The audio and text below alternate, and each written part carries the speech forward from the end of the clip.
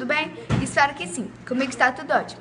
Hoje nós temos uma trollagem, a primeira trollagem aqui do canal, que é ligando pra minha amiga. Eu já tô com o número dela aqui, eu não posso mostrar pra vocês. A minha amiga, vocês podem se inscrever no canal dela, Eduardo e Suas Coisas, é super ótimo.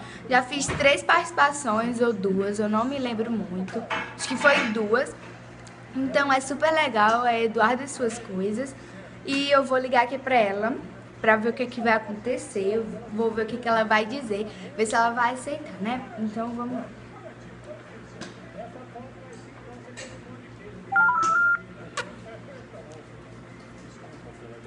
Eu já vou, viu, mãe?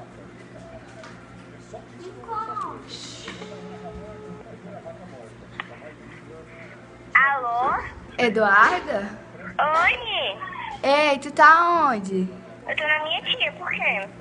Ei, eu acabei de receber uma mensagem aqui no celular da minha mãe que a gente fez um sorteio, né?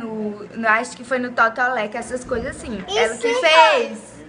Aí, a gente fez um sorteio aqui no Totolec, aí parece que a gente ganhou uma passagem pra ir pra Disney. Aí, tem 5 viagens.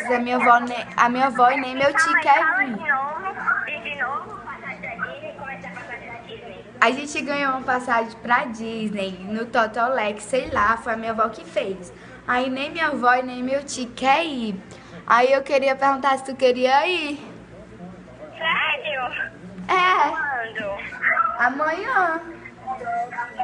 Amanhã, pra Disney. É, amanhã, segunda-feira. Aí eu falei com a tia e ela disse que a gente poderia faltar só segunda e pronto, porque é só um dia, aí a gente volta amanhã mesmo.